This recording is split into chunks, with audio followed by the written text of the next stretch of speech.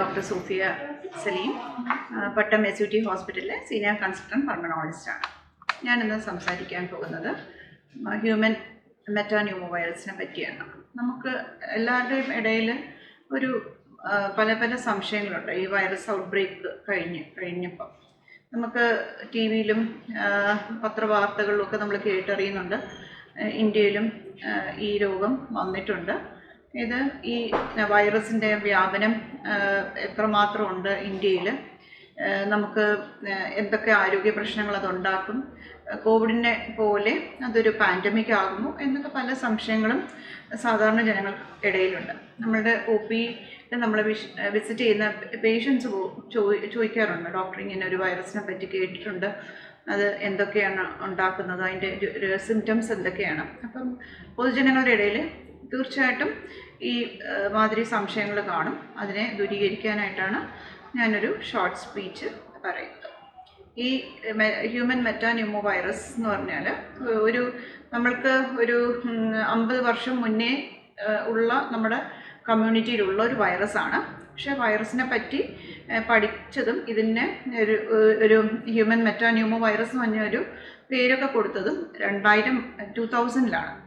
ഇത് നമ്മുടെ ഇടയിൽ ഉള്ള വൈറസാണ്. സാധാരണ നമ്മളുടെ ഇൻഫ്ലൂ വൈറസും നമ്മളുടെ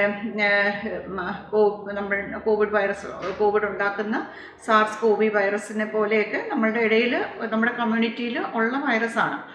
പക്ഷേ ഇതിന് ഇപ്പം എന്താ ഇത്ര പ്രത്യേകത എന്ന് പറഞ്ഞാൽ, ഇത് ചൈനയിൽ കുറച്ച് ഔട്ട് ബ്രേക്സ് ഈ ഒരു വൈറസ് കൊണ്ടാണെന്നാണ് കണ്ടുപിടിച്ചിരിക്കുന്നത്. ഇത് നമുക്ക് ഇന്ത്യയിലായാലും ഇപ്പം നമുക്ക് ബാംഗ്ലൂരിലും ചെന്നൈയിലും 2-3 കേസ് റിപ്പോർട്ട്സൊക്കെ ഉണ്ട്. പക്ഷേ ഇതങ്ങ് എല്ലാവരും ഭയപ്പെടേണ്ട പോലെയുള്ള ഒരു ഡിസീസല്ല. ഇത് നമ്മുടെ കോവിഡിനെ പോലെ തന്നെ നമ്മൾ ഒരു കോവിഡ് മഹാമാരി നമ്മൾ അതിജീവിച്ച ഒരു ജനതയാണ്.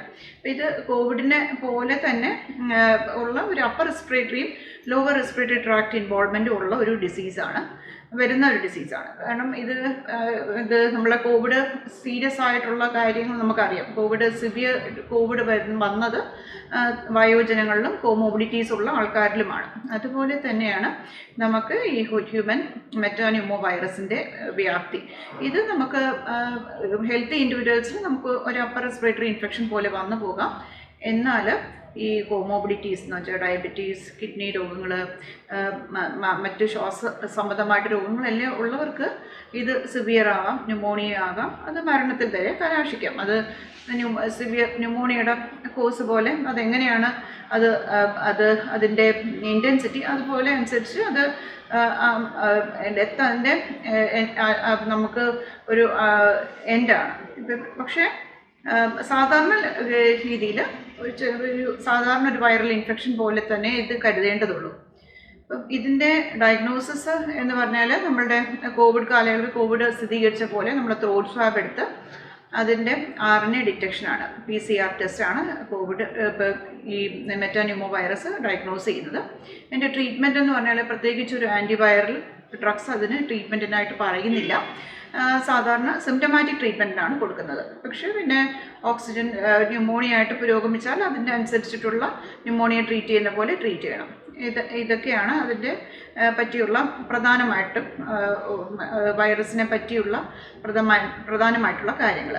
പക്ഷേ ഇതിനെ നമുക്ക് ചെറുത്ത് നിൽക്കണം. ഇത് നമുക്ക് തീർച്ചയായിട്ടും നമ്മൾ കോവിഡ് വന്നപ്പോഴത്തേക്ക് നമ്മൾ ചെറുത്ത് നിന്നതുപോലെ നമ്മളുടെ ഹൈജീൻ മെഷേഴ്സ് എല്ലാം നമുക്ക് പ്രോപ്പറായിട്ടൊന്ന് പാലിച്ചാൽ ഈ വൈറസിനെ ചെറുത്ത് നിർത്താവുന്നതേ ഉള്ളൂ. ഹാൻഡ് വാഷിങ്ങും മാസ്ക് ഇടുകയും, ഇപ്പോൾ ഭയങ്കര ക്രൗഡഡ് ആയിട്ടുള്ള സ്ഥലങ്ങളിലൊക്കെ പോകുമ്പോൾ മാസ്ക് ഇടുകയും, പിന്നെ എന്തെങ്കിലും റെസ്പിറേറ്ററി സിംറ്റംസൊക്കെ ഉള്ള ആൾക്കാരുമായിട്ട് നമുക്ക് സമ്പർക്കം പുലർത്തേണ്ട അവസരങ്ങളിൽ ഒക്കെ ഉണ്ടായാൽ നമുക്ക് ഹാൻഡ് വാഷിങ്ങും ഒക്കെ ഡിസ്റ്റൻസിങ്ങും ഒക്കെ ഒന്ന് പാലിക്കുക. പിന്നെ പ്രോപ്പറായിട്ട് അവനവൻ്റെ ഇമ്മ്യൂണിറ്റി കാത്തു സൂക്ഷിക്കുന്ന